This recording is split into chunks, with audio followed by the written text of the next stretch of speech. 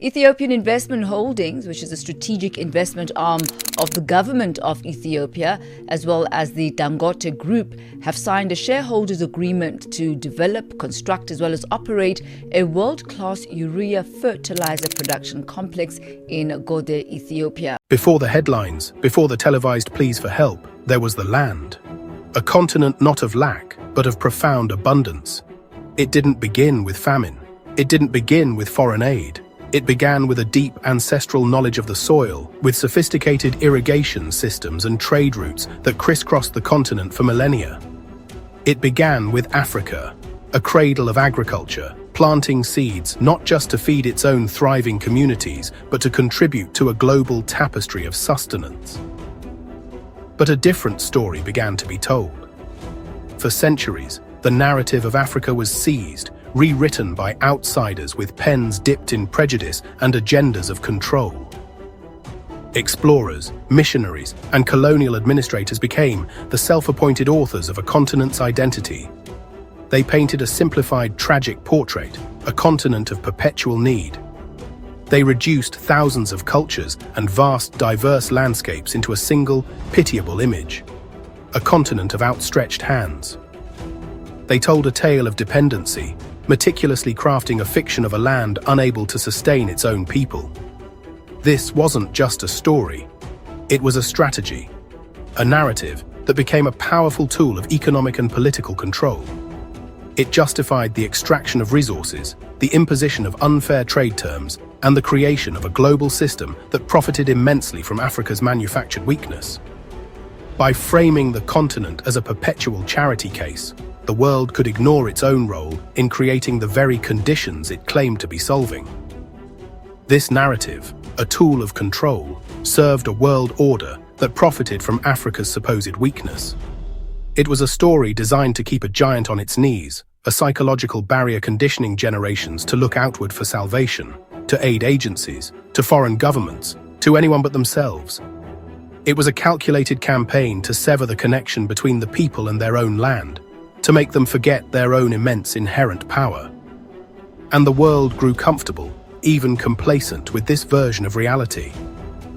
It was an easy, digestible fiction that absolved responsibility and justified everything from political intervention to the condescending tone of news reports. This fiction perpetuated a system of economic dominance where Africa provided the raw materials and the rest of the world sold back the finished product. But the weight of a full story is immense, and eventually, even the most entrenched narratives begin to crack under the pressure of truth. Stories, after all, are living things. And this one was dying. Narratives crumble, not overnight, but seed by seed, truth by truth. Today, a new chapter is being written. The pen has been taken back. This story is not being drafted in the boardrooms of aid organizations or by foreign correspondents on a 2-week assignment. It is being authored in the soil by the hands of Africans themselves. Farmers, entrepreneurs, scientists, and community leaders are reclaiming their own story. It is a story whispered on the winds, sweeping across the ancient terraced highlands of Ethiopia, where farmers are reviving heirloom grains. It echoes in the laboratories of Kenya, where scientists are developing drought-resistant crops. It is shouted in the vibrant, chaotic, and utterly self-sufficient markets of Lagos, Nigeria, a testament to unstoppable local commerce. Let's be clear, this is not another story of charity. It is not about a continent being saved. It is a quiet, firm, and resolute declaration of food sovereignty. It is the conscious decision to build a future that depends not on the generosity of others, but on the genius and resilience of its own people. A quiet, green revolution is taking root, spreading across the very soil that was once dismissed as barren or cursed by those who sought to control it. The world, so accustomed to the old, comfortable script, is about to witness a profound and irreversible shift. This is more than just growing food. It is a tectonic realignment of global power. It is the dawn of a new economic era, one that doesn't flow from north to south, but radiates outward from the heart of Africa itself. And it all starts with a single seed, planted with intention in African ground for a self-determined African future. This is the story of a deal. A pact forged not in the boardrooms of London or Washington, but in Addis Ababa and Abuja. It is a $2.5 billion handshake between two of the continent's titans, Ethiopia and Nigeria. This alliance is more than just a trade agreement. It is a strategic and symbolic union. It represents a conscious decision to turn away from the old systems of reliance and to build a new path forward, together. It is a bold statement that Africa's future will be financed by African vision, built by African hands, and sustained by African resources. The world was not ready for this. They did not see it coming. This alliance is a direct challenge to the global food hierarchy. It is a calculated move to reclaim control over the most fundamental element of survival: food.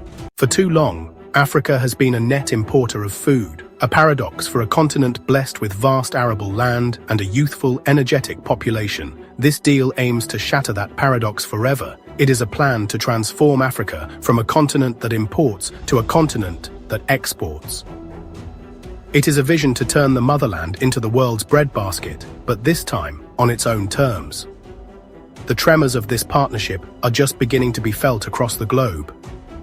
The old powers are watching, and they are nervous. Ethiopia's role in this alliance is honestly ancient. It's the role of the provider, the cradle. The nation sits on a treasure more valuable than any discovered mine: its soil, capable of producing some of the world's most sought-after crops. To unlock this potential, one challenge had to be overcome: water. This is about taming rivers, redirecting their power to serve people and land. The vision: make drought a relic of the past. Year-round cultivation and predictable, bountiful harvests. Ethiopia's role is also to become the continent's primary center for agricultural science. These centers will focus on developing new seed varieties, crops that are higher yielding, more nutritious, and perfectly adapted to Africa's diverse climates. This is about democratizing science, putting the most advanced knowledge directly into the hands of the people who are working the land. If Ethiopia is the ancient soil of this alliance, Nigeria is its roaring modern engine. Its role is one of power, of scale, of relentless forward motion. Nigeria brings to the partnership its most undeniable asset: its people, a force of nature, dynamic, ambitious. Nigeria's most revolutionary contribution is technology. This is the digital harvest, data and connectivity as force multipliers. The centerpiece is a unified mobile platform, connecting millions of farmers and cutting out exploitative middlemen. Using blockchain and AI, the platform tracks every crate from farm to final destination, wiping out corruption and inefficiency. Nigeria's final critical role is to serve as the gateway to the world. The goal: the most efficient, powerful export hub in Africa. This is the final link in a Pan-African chain, where the soil of Ethiopia meets the industry of Nigeria and is then shared with the world. To understand this new dawn, we must walk through the shadows of history.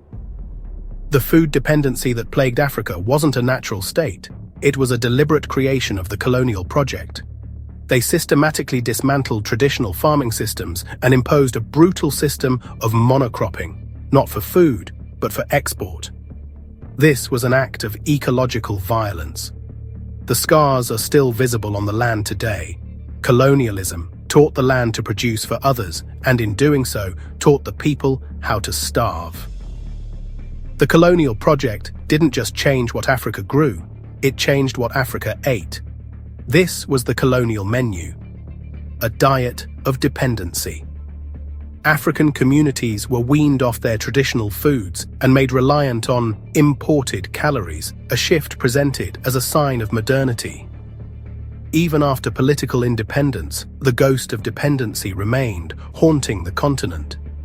This was colonialism by another name, waged with debt and economic policy instead of guns. The news of the deal didn't spark a storm in Western capitals. It created something far more unsettling, a profound and unnerving silence. This wasn't the quiet of indifference, it was the deafening hush of a world order being challenged. It was the sound of long-held certainties turning to dust. For a moment, the masters of the universe were speechless, caught completely off guard. In the boardrooms of multinational agricultural giants, the initial reaction was a flurry of frantic private calls. For decades, these corporations had built empires on a dependent Africa. Now, their entire business model was under threat. The silence was the sound of calculators running, analysts frantically modeling the financial fallout. They calculated the cost of losing access to vast fertile lands and the catastrophic impact on their stock prices.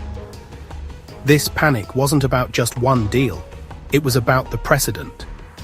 They saw the potential for a domino effect, a continent-wide movement towards self-sufficiency. If Ethiopia and Nigeria could do this, what was to stop Kenya from joining, or Ghana, or the Congo?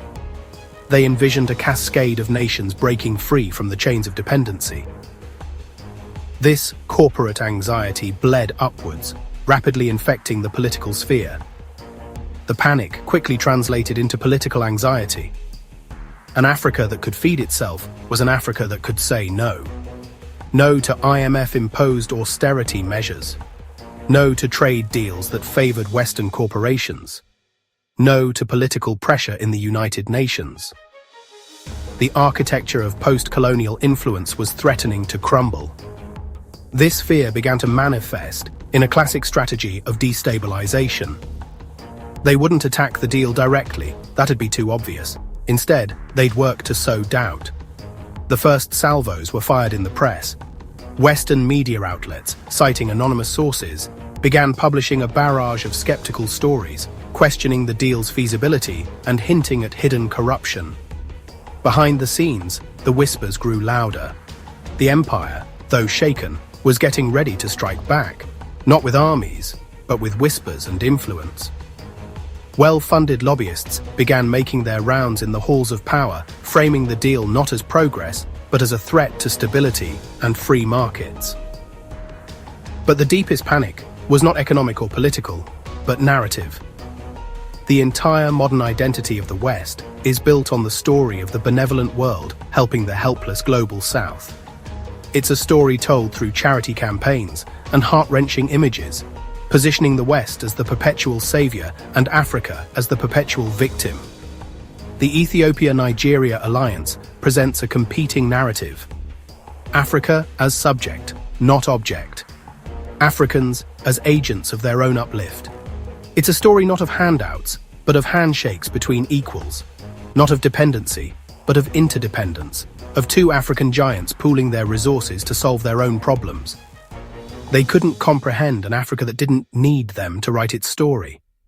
Western pundits dismissed the deal as unrealistic and overreach. The panic comes from realizing they are no longer the authors. For the first time in centuries, Africa is holding the pen, and the old empires can only watch in stunned silence, terrified of what the next page will say. This alliance is not just about ending scarcity, it is about unleashing an era of unimaginable abundance. The vision of Africa as a breadbasket is rooted in unique advantages. Over 60% of the world's uncultivated arable land and the world's youngest population. Turning perceived liabilities into twin engines of a global agricultural revolution. But this will be done on Africa's terms. The strategy is all about value addition, ensuring the profits generated from Africa's soil stay in Africa. These will be African brands, marketed with African pride, competing on the world stage based on quality and excellence. This commitment to sustainability isn't just ethical, it's a brilliant marketing strategy, positioning Africa as the leading provider of clean, green food. The news of the alliance was a spark thrown into a landscape dry with impatience for change. It was seen as a breakthrough. Leaders across the continent began to look at their own resources with new eyes, adapting the blueprint to their national contexts. This inspiration electrified entrepreneurs, engineers, and innovators who saw immense opportunity in solving Africa's own problems. The initial spark is now growing into a continental chorus of ambition. The alliance is envisioned as the nucleus of a future African agricultural community. This success is attracting capital from other African sources. The money to build the new Africa is being found in Africa itself. It is a pan-African vision where every nation brings its unique gift to the table, weaving a tapestry of shared, sustainable prosperity. Beyond the grand strategies, the true meaning of this alliance is found in the soil, in the hands of the people. It is about restoring dignity to the African farmer. For too long, they have been stewards of the land trapped in cycles of subsistence. This initiative recognizes them not as passive recipients, but as skilled professionals and the primary agents of change. It honors their deep-rooted knowledge while providing the tools to turn resilience into prosperity. This is not the fleeting hope of a one-time aid handout. It is the deep, sustaining hope that comes from empowerment. Unlike charity, empowerment provides a foundation for self-sufficiency. It means access to stable markets, fair pricing, and the financial tools that transform a harvest into a business. It's a virtuous cycle where success builds upon success, creating momentum that uplifts entire communities.